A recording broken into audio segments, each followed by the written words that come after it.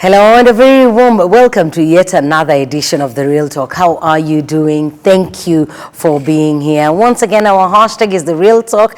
If across the show you want to share something, you want to quote my guest, please use that hashtag anywhere on social media and we'll find it. Today we're going to talk about parenting. I'll be talking to an education leader. You'll get to know what education leader does. But this person has a very wonderful history, rich, started off as a teacher. Today he's into leadership and parenting and all. You'll get to know him. And the reason we're having this now is because the kids are back home for a holiday. Some of them it will be a very long holiday and their parents who are stressed over that. What am I going to do with my children for 2 full months? For some it's even more. Well, we will give you ideas on this program. Let's meet our guest.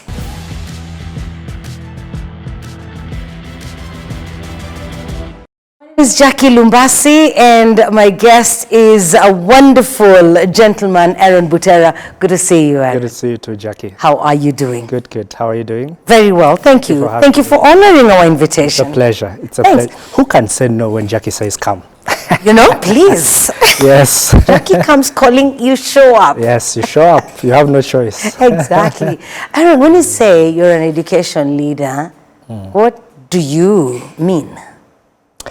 Education is, when I say I'm an education leader, I'm talking about being involved in all the different aspects of education, because many people think that education is just the teaching. Yes. But teaching is just part of education, because there are so many different other things or avenues that make the education happen.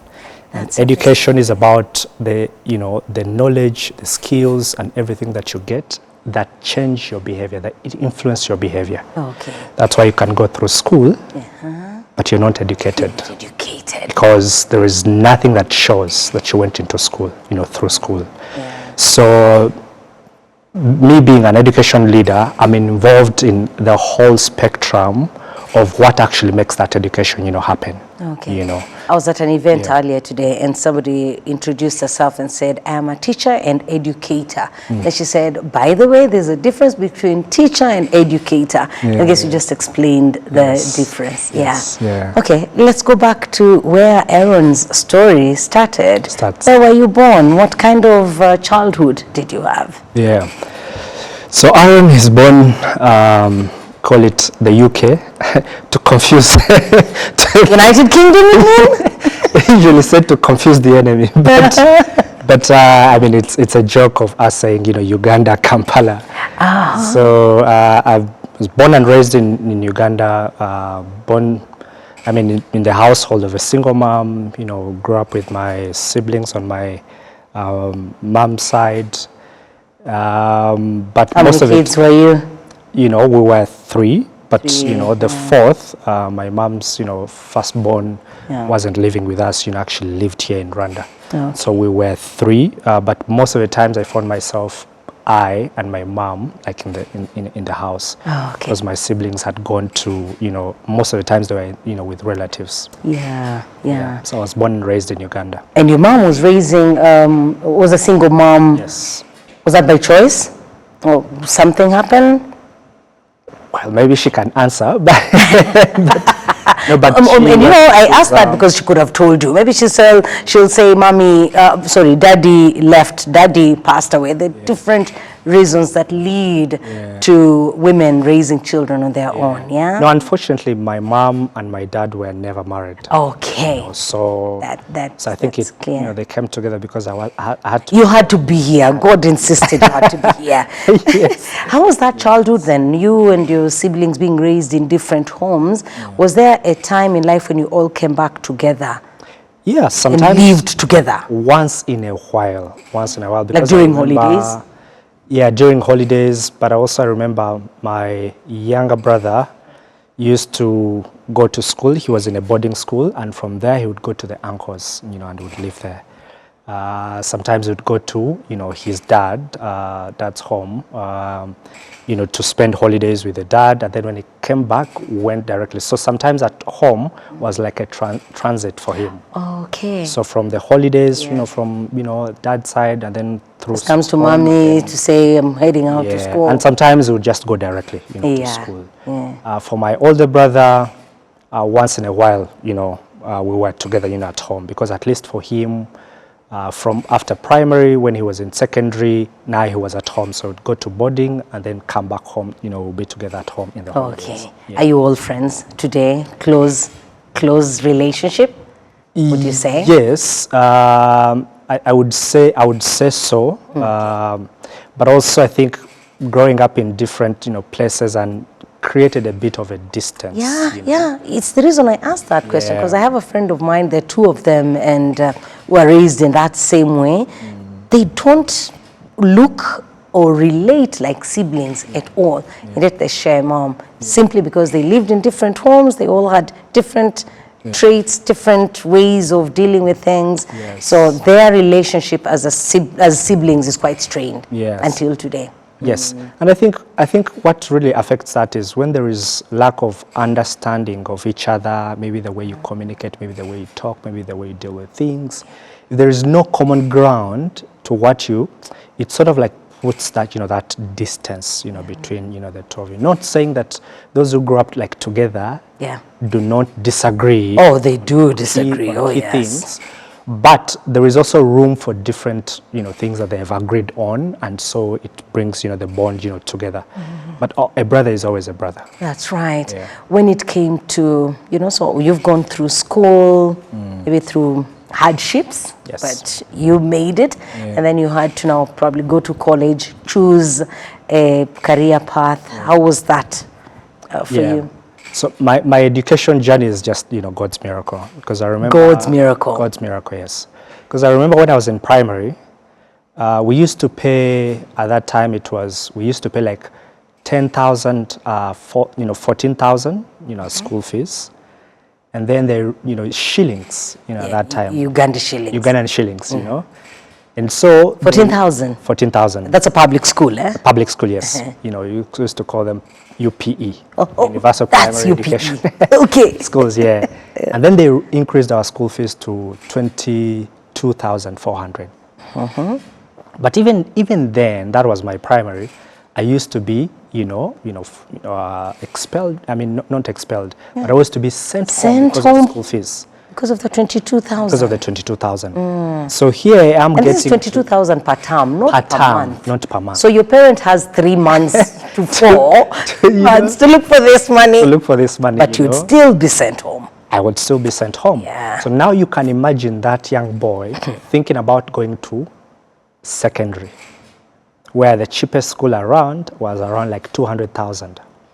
200,000. You're struggling with 22, 22,000. And now you're getting to, 200. So I could, I would sit down and reflect on it. So, and I knew even if I worked hard and there was no scholarship, sort of like a school which would give you a scholarship to take on. So I used to play football, and I kept on thinking that when I play football, that maybe it will help me to get there.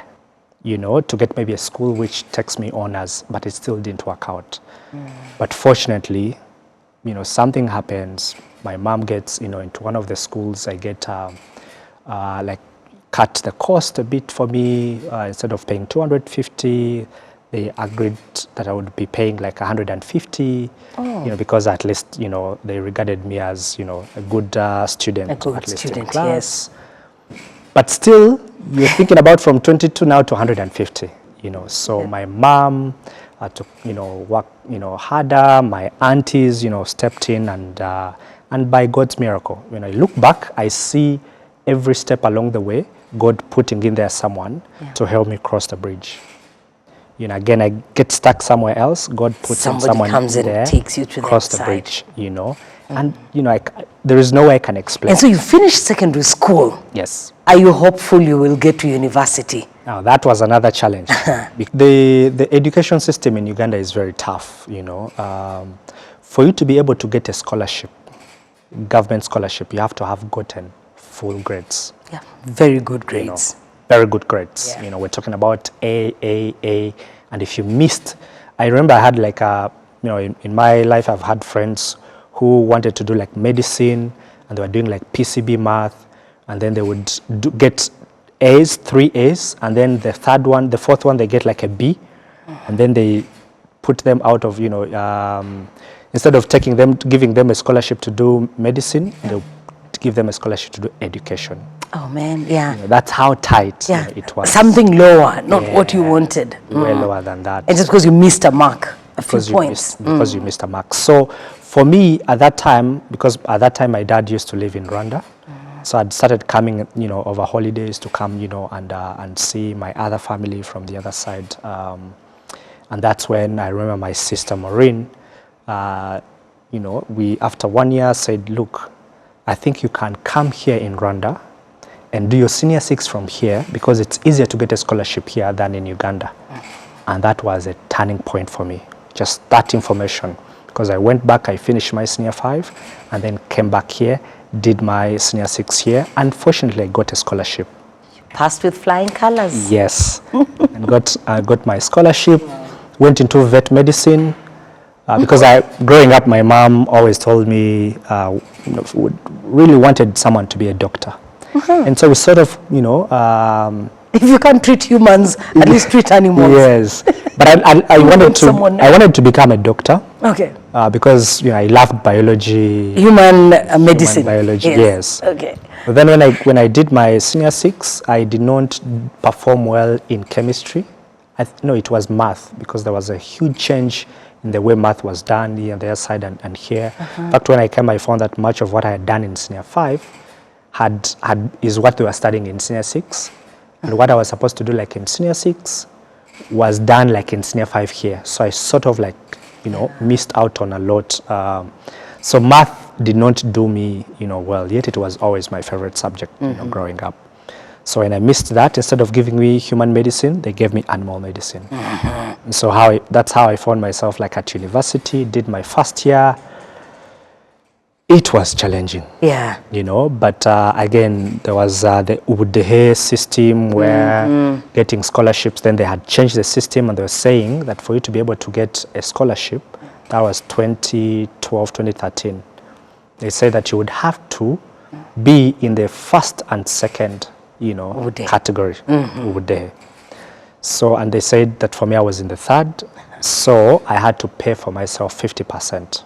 Oh my. Okay. Of the school fees. So I talked to my dad. My dad said doesn't have the capacity, to do that. Okay. So I asked around to see who could support, but still there was, that challenge, constraint. So I stepped out. I dropped out after the first year. And yeah. But fortunately, that's how I found myself in a school. Doing what in that? So I got a job in a school as a teaching assistant. Oh, so when you dropped out of university, Yes. you didn't go home to sleep. No. You went looking for a job. Yes. You had to find the school fees. Yes. In one way or the other. Yes. So you found yourself in a school. Yes. But I think when I went to, so I had said I'm not going to continue with vet medicine. So I was like, I thought that was just a turnaround of my life and focus and, my future. So I said I'm going to actively look for a job. If I get one, then I'll start establishing myself. Yeah. At least start becoming independent and see what comes, Yes. ahead. And if you're ever able to save some money Yeah. and pay school fees for yourself, Yes. it would be for a course that you want. Exactly. Exactly.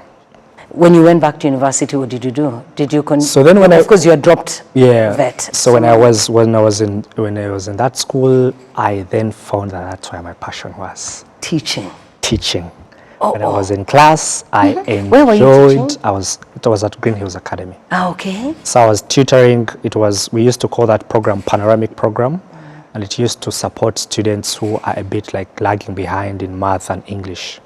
So math was coming in, and I was Your favorite subject. It was my favorite subject. So I loved it. So I walked a journey with students. We could see success rates, And I really, really... That must have been really fulfilling. Like, I can imagine you've accidentally found yourself in a place, then you handed this child, and you walk the journey with them, you see the impact your help is having on their life. Yes. You would really continue with this. Exactly. There would be no need to change. Exactly. And the educator in me, beyond just a teacher, whenever I saw my student struggling, I thought beyond just the teaching. Because it was like, that's not it. So at the end of my, the time we're supposed to be heading home, there is maybe extra time. I would give my students extra time to tutor them in school when they were preparing for certain tests. Okay. And it would help them a lot.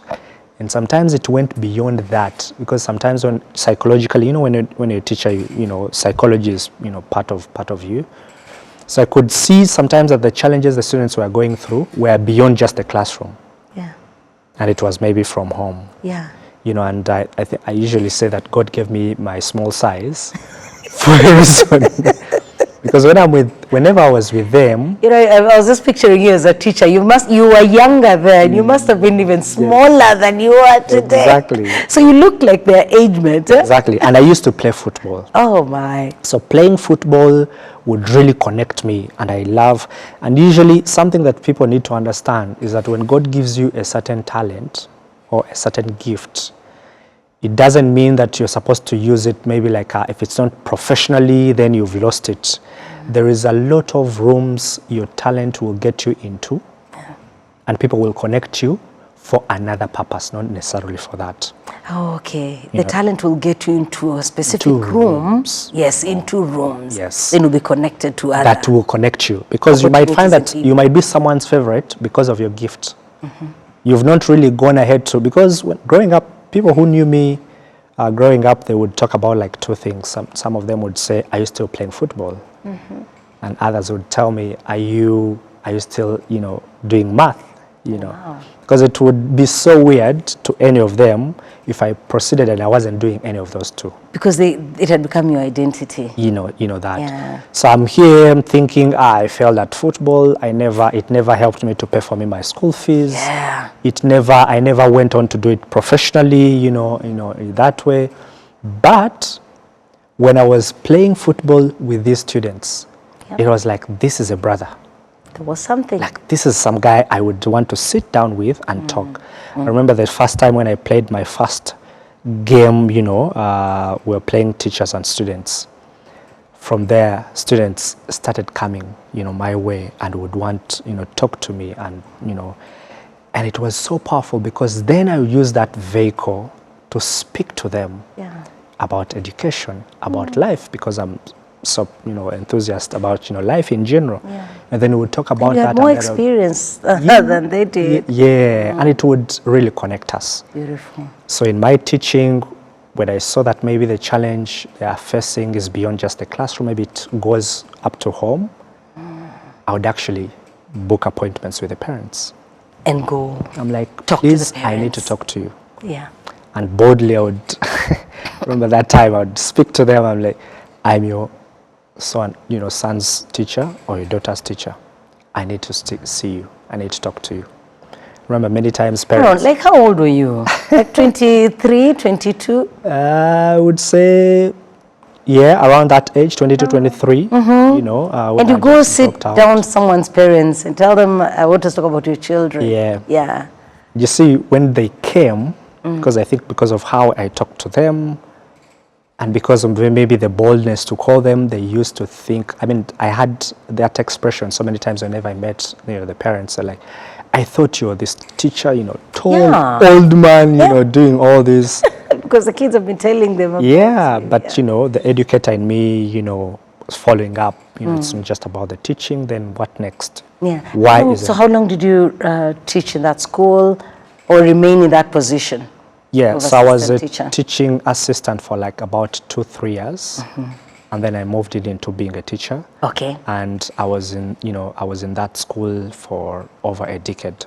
For over a decade. And so that means in between you sought qualifications, academic qualifications. Immediately after that, because I was very passionate, but I didn't have the qualifications. That's it. Just an assistant, somewhere. So I approached, the head of school. I told him, look, this is my field, this is my passion, this is what I'm here for. I can teach. I felt the confidence to teach, in the subject of, of my expertise. I felt the confidence to teach, any topic, maybe in any of the classes. So I told him confidently, please put me in any class. Give me a topic. Sit down and then see how I do it. And in case you feel like or you think I deserve this, let's talk about it and see how I can get into this. Fortunately, he asked me, where would you want to teach? I told, because at that time, Green Hills, had nursery, primary, even up to now. It's a whole, school, continuum school. Nursery, primary, middle secondary, school, middle school. Yeah. At that time, it was secondary. Okay. Primary and secondary. But now there's I told him, I'm more comfortable with older, children. So if you put me into secondary, I would thrive there. I would prefer that. Because remember that one-on-one conversations that I would have with the teens, I loved it and I cherished it. Because I strongly believe that teenagers are at stage where they are making decisions, which are, most of them, which are, which is going to play a big role in their life to come. And in that space, if they don't have someone who can help them make an informed decision, then they're losing it. Then they're losing it along the way. Fast forward, they will find themselves addicted to certain things, and it's hard for them to pull themselves out of that. So it sent me to the, to the high school, secondary principal, who was a very good man. Right now, up to now, I really cherish him. He was called, and he's called Alan Shanks. So I went to him, I talked to him, and it was like, you're talking to the right person. Book an appointment with me, let's talk. Fast forward, we talk, goes to the board, they discuss it. And I used to say, my matter was discussed in the boardroom. And actually the school was very, very supportive and said to the nationals who are young, who are passionate about this, let's support them. There is one that you realize that has, the potential. That's when it came from that discussion. So the school asked me to go back to school. And they actually paid part of my school fees, So that's how I found myself back into school. Now as a teaching assistant, in a full classroom now. Okay. More than just like the one-on-ones. And I went and pursued my pedagogy, degree, my degree in education. Okay, you said pedagogy. For a moment there, you lost me. Your degree in education. Yes, my degree in education, And so after that, I still pushed and went, for my master's, and in education in still. education still, secondary education. And you continued teaching. So I continued teaching. So after Green Hills, I moved into business leadership, because I've gotten an opportunity. So let me ask a question.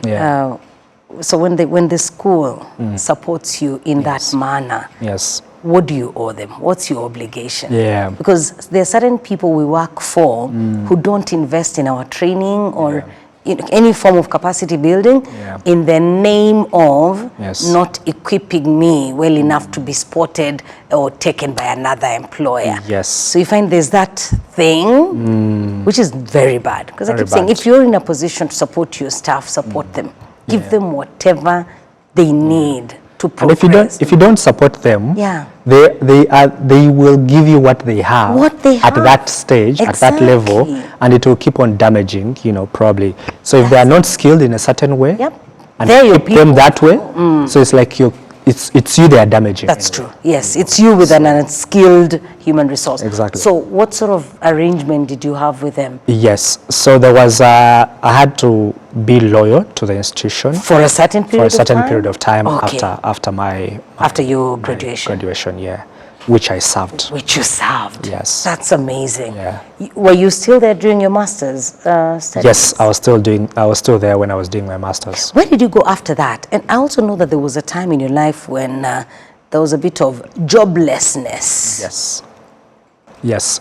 So when was that? When I moved from the institution, I went into education and business leadership. So I was working for a certain company, and I'd come in as, the deputy CEO. The idea was that at some point I would take on as the managing director or as the CEO,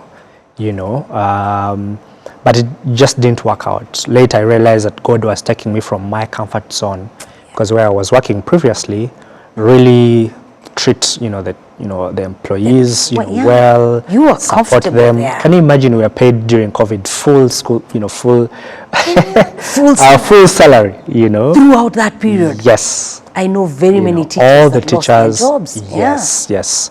So, and some of them, even if they didn't lose the jobs, they were paying just a fraction of the salary. Yes, you but guys for were us, so we blessed, still, so it was such a good, environment that fully comfortable. made you, comfortable. It would make you comfortable, yes. So when I moved out of that, because someone reached out to me and said, I want you to come, and, I have this, company that I've built for 16 years. It has like this number of branches around the, the country. It has, about like 70, staff. So I want you to come in. I've been seeking for like 2 years someone that I can live in. So I was like, I have been, what do you call that term? I've been poached. Oh, yes. So it was headhunted, yes. So I moved in, but shortly after that, I noticed God showed me or made me realize that it was a vehicle for him to take me out of my comfort zone. Because he was taking me into, other spaces. Okay. So when I stopped working, when I resigned from that, job, for some time, I didn't have what I was doing. But when I was moving out, I was moving out now as a trainer, an educational trainer. I was thinking, being an educator, public speaker. I was like going to be training in institutions, professional development, trainings, and all this. So that's how I moved out. Okay. But when I was moving out, I decided, I thought, how am I going to do this? It would be better if I do it as a company. So that's when I started registered like a company. Okay. That time it was called X Improvements. X Improvements. Improvements, So then in there I thought, okay, what more will I be doing? Yeah. Will I be sitting and then waiting for trainings, for people to reach out to me? That's when now I realized what, the educator in me. Remember I told you I used to reach out to parents. I love teenagers. I would, sit with them, talk to them, challenge them. Sometimes when I would see one who is, because of peer pressure, doing certain things which probably are not, which they're not going to be proud of, in the future, I would find ways of getting to them as a friend, then eventually talk them out of, certain, things. So that's when combining all that, I decided, I said, now, this platform, I'm going to build programs that support parents, that support teenagers, that support, couples. Because for parents, it usually starts from the relationship between the two, the mom and the dad. The best ideal way is for a child to be with both parents. Yes. So I started then, when we started it, X Improvements, fast forward, name change to Posterity Leadership Network. Okay. And Posterity is mainly more about next generation. So it's like we're creating a network of leaders who think about the next generation. Imagine if you're parenting thinking about the next generation. Imagine if you're parenting thinking about 3 generations after you. Yes. You see the impact, the shift. I want you to paint that picture for us, indeed.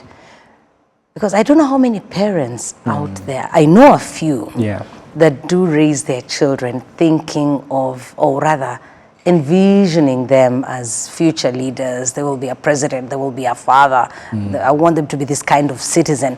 I know a few parents that do that, but I'm sure there are lots of them that don't. So you paint a picture for us of a parent who's thinking of the future generation. Yes.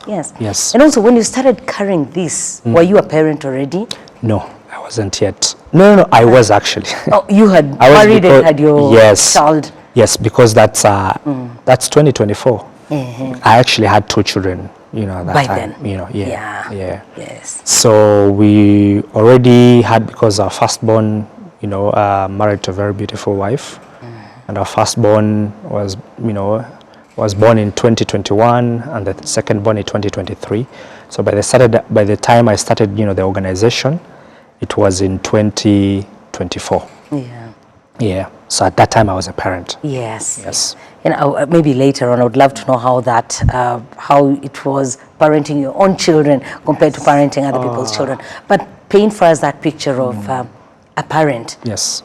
What would you want a parent to bear in mind as they raise a child, thinking of the future generation? Yeah. I think the first thing, and I think I need to emphasize this, parents need to understand that the child you have, right? The child you have is an independent being. Very soon, this child is going to be out of your sight. So your role, the role that you're playing in this child's life is for a certain period of time. It's like an opportunity you have. It's like, you see, the window of the time you have with your child is like the opportunity you have. Now, when they go, they will be gone. So they will go and now start doing what they do. They start now doing them who they are, you know. Oh, who they are. Yes. Not their parents' child. Not their parents, you know, child, you know. So I think most parents will struggle because we love our children so much that we don't think of life beyond us with them. And that life beyond us with them is actually when they go out and they're with their friends. And usually I like to say, if, you know, a perfect example is when a parent thinks that their child, an example, can't get married, let's say at 21, because they think they're still a child. That's an example I've used. But if your child is, if you raise a child and they're 21, okay, and you still can't trust them to make important decisions in their life, I think somewhere along the way you have failed as a parent. Or somewhere along the way it is showing what you have not been able to do well. As a parent. Because as a parent, you have to know, I mean, in my opinion, as a parent, my priority, my number one role is to equip this child to be independent. The sooner they will not need me, the better. Okay, let's take a break. We'll come back. Because that independence, yes, I want them independent, but I'm also probably aiming at them getting married at 25. Like, that is my interpretation of independence. Yes. Yeah? Talking to Aaron Butera, he's an educator, leader. We're getting to hear his story. But as we have children at home for the holidays, we are tackling a bit of that aspect of parenting. There's you parenting children when they are at school, they're in boarding, or you're at work and they go to school in the morning, then come back in the evening. Right now, they're at home fully. So that, the dynamics, that's what we're discussing on The Real Talk today. We'll be back.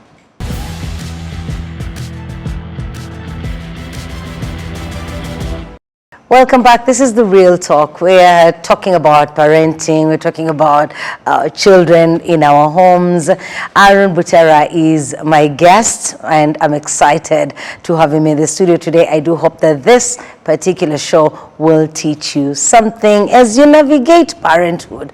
I was somewhere today and they were talking about intentional parenting. A lot of us have found ourselves parents without necessarily planning for it. Yes. It happens. Yes, it happens. And there's something that this guy, a guy on the panel said, this country has very good engineers, good doctors, good military men, but we have some of the worst parents.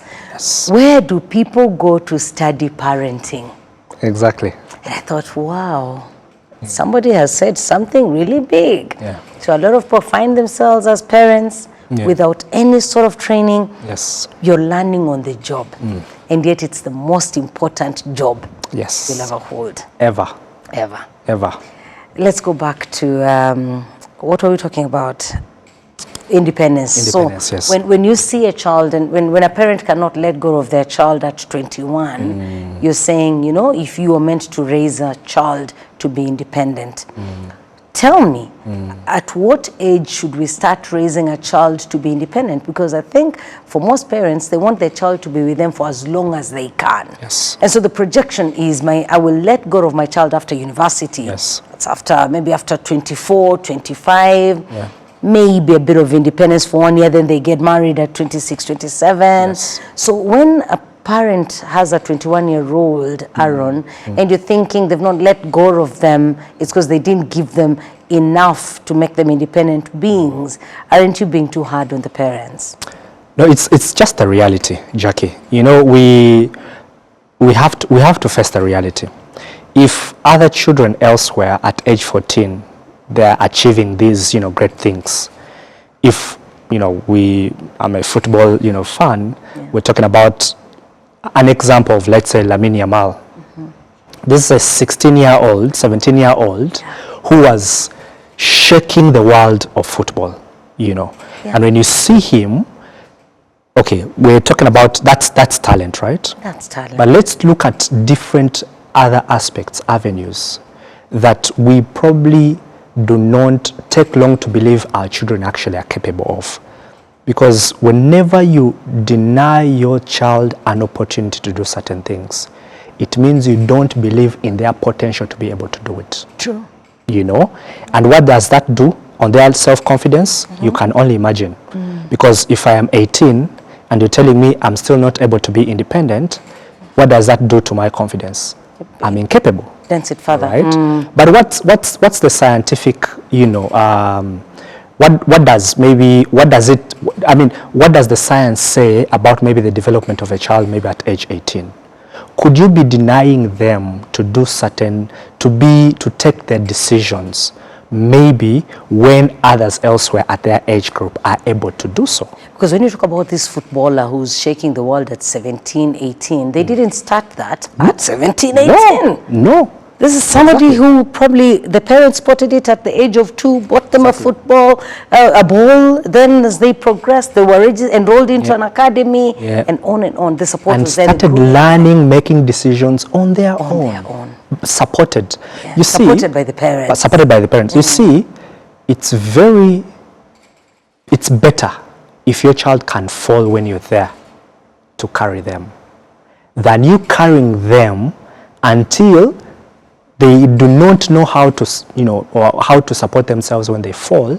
And then when they fall for the first time when you're not there, they're not capable of pulling themselves up. It will be a hard fall. It will be a hard fall. It will be a hard one. And I usually say, if you are capable of buying $100 pair of shoe for your child, but also able to help them to value even 1,000 Rwandan francs, them to be able even to value $1, then that is success for me as a parent.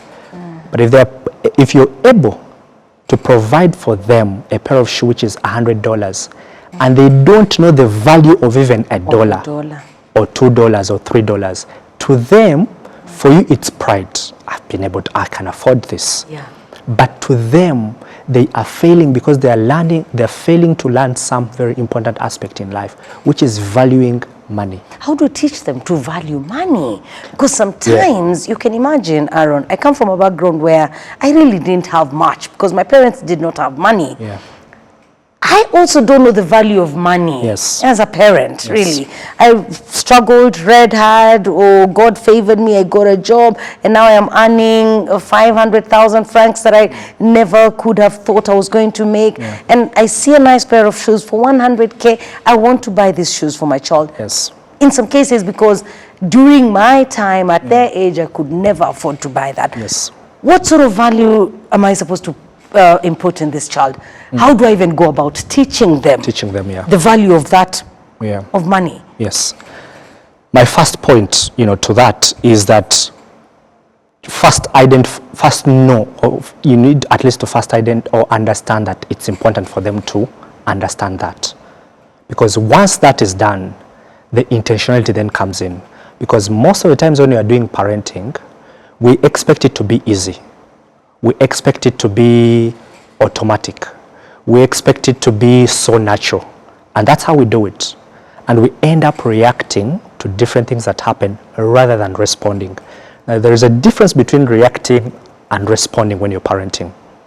Because a reaction is more of like the emotions, the feelings that you have at that moment. I would say randomly buying them like a pair of shoes could be a reaction, could also be a response, depending on what you want, your child to get to. I'm not condemning buying them something expensive because you have worked hard. as a parent.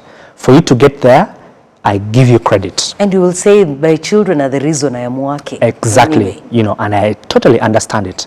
But also think about it beyond just your household.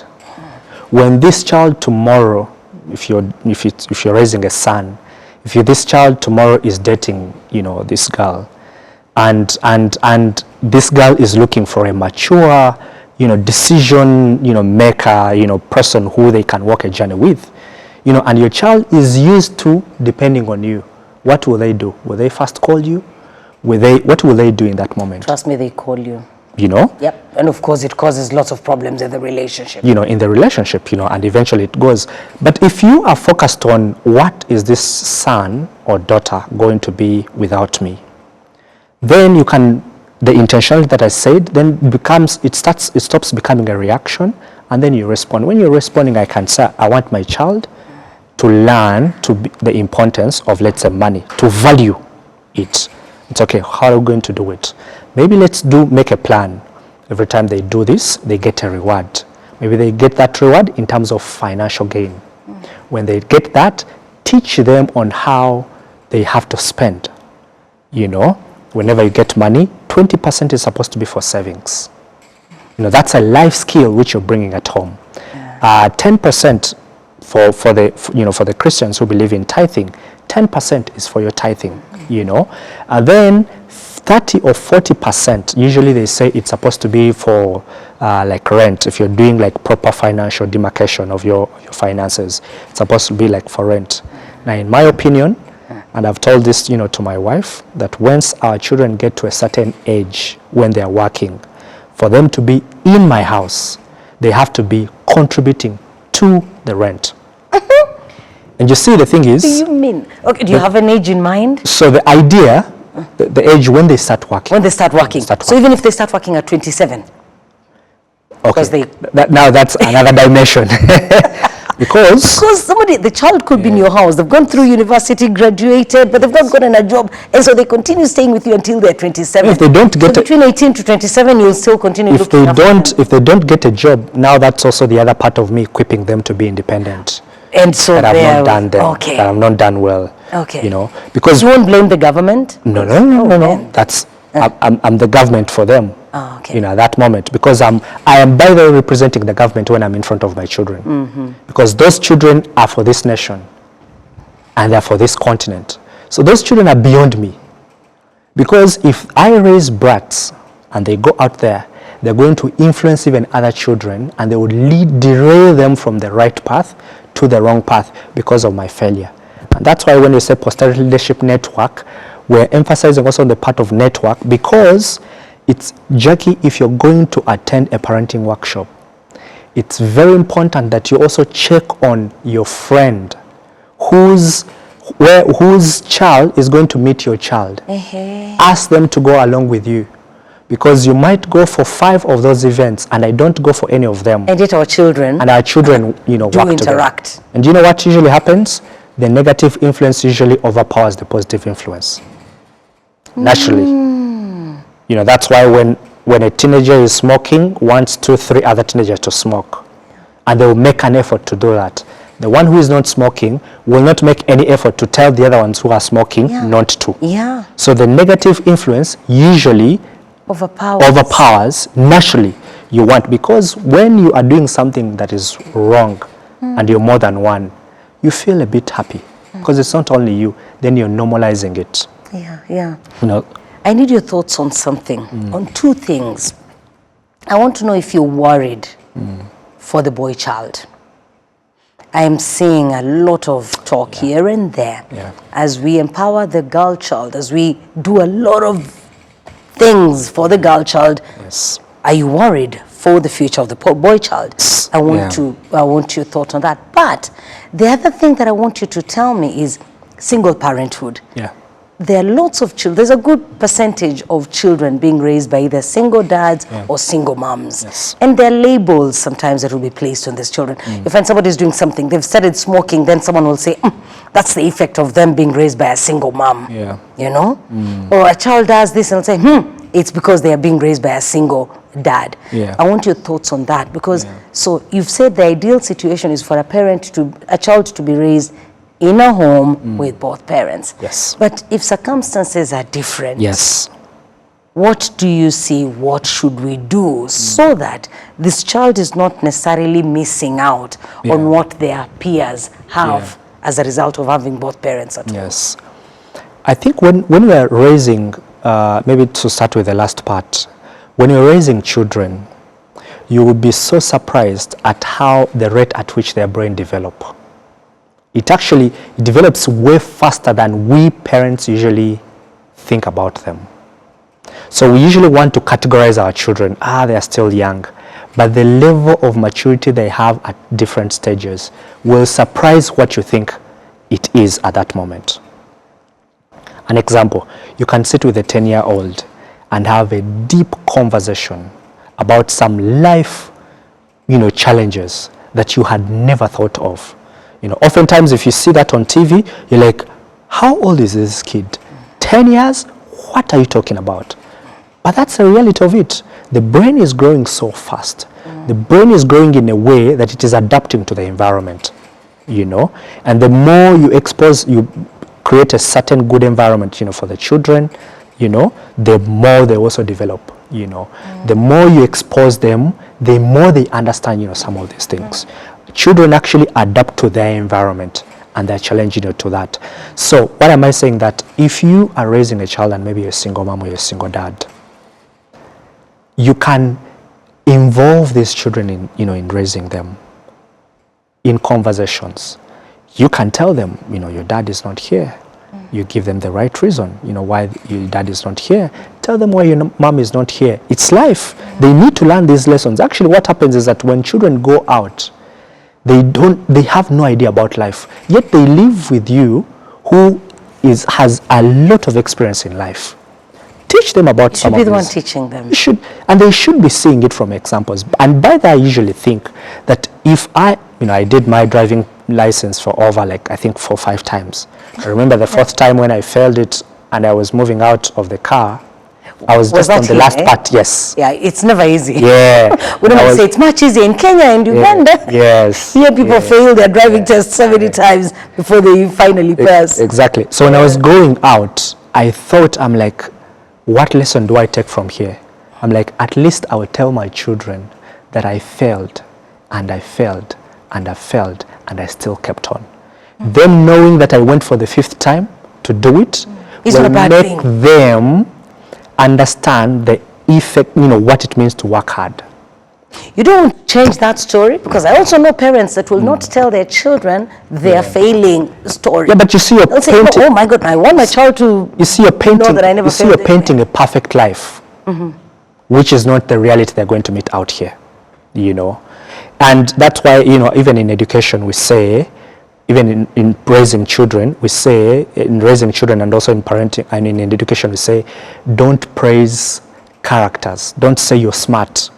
Avoid using such a statement when you're talking to a child. Because when you tell them they are smart, or they are smart, even despite the fact that they failed on something, where is their involvement in it? When you say they are smart, it's natural. What should we say instead? Praise the effort they put in. I liked how you put in this number of hours in preparing, let's say, for your test. Okay. I saw the sleepless nights you went through. And all that is a result of what we have here. Or all that, now if you add in maybe the aspect of maybe understanding on where did you maybe fail. Let's actually go through these questions. These questions that you failed, why did you fail them? That's responding. Okay. That's responding, not reacting. Not easily reacting. As you said. Because if first child brings, a report card and maybe the results are poor, or a test, it's poor, and then you're like, it's you expressing your emotions. And now that's not raising, that's not parenting. It's like parenting is here and your emotions are here. You're using the emotions rather than actually what is causing this. And a parent should do this whether they're raising the child alone or they have a partner. Exactly. And this is what I'm saying. So you go into these conversations. When you realize that your child maybe has like they need maybe to hear, you get, some man, voice, around them.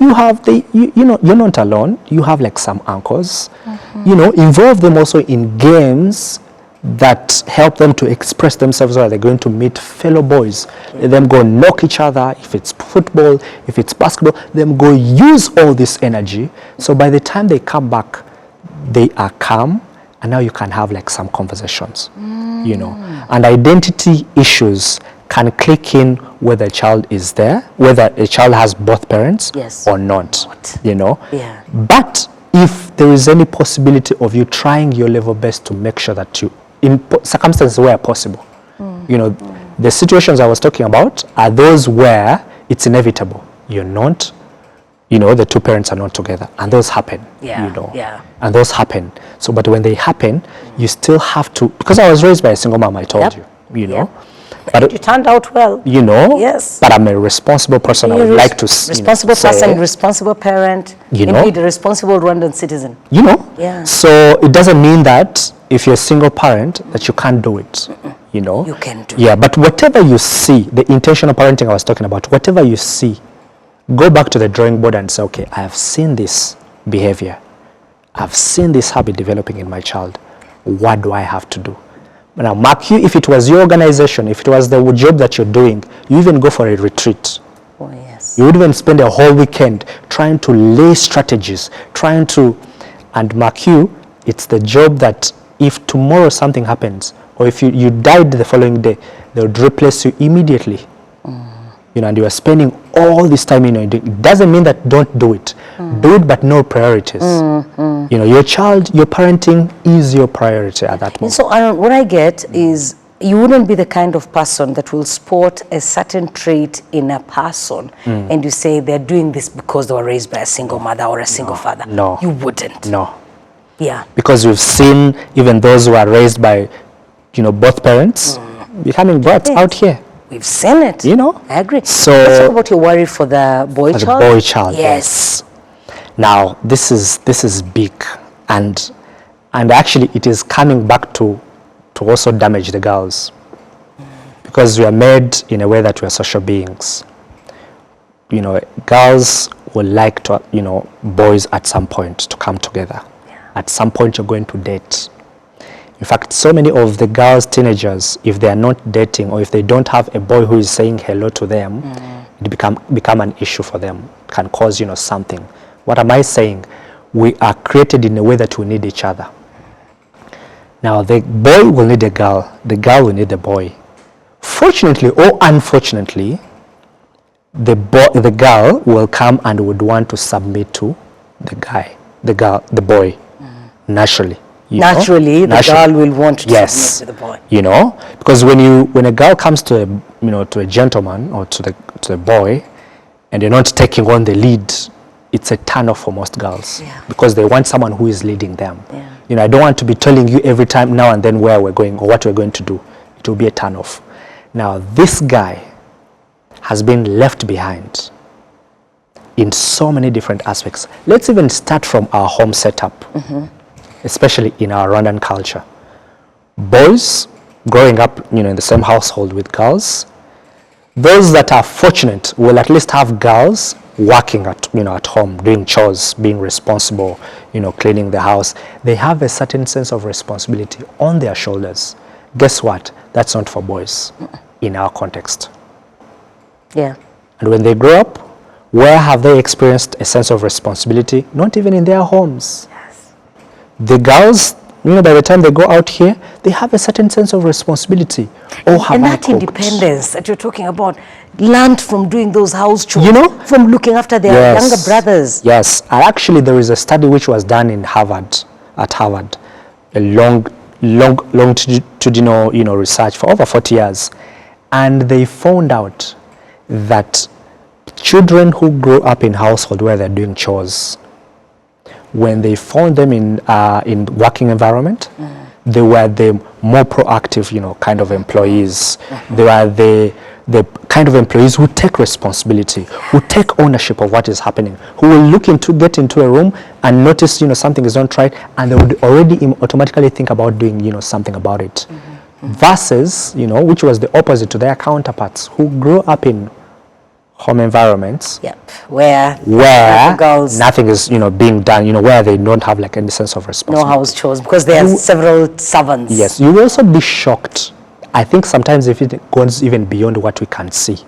Because when you look at children with special needs, all right, I've been observing this for quite some time. You'll find that 8 out of 10 of the children with special needs are boys.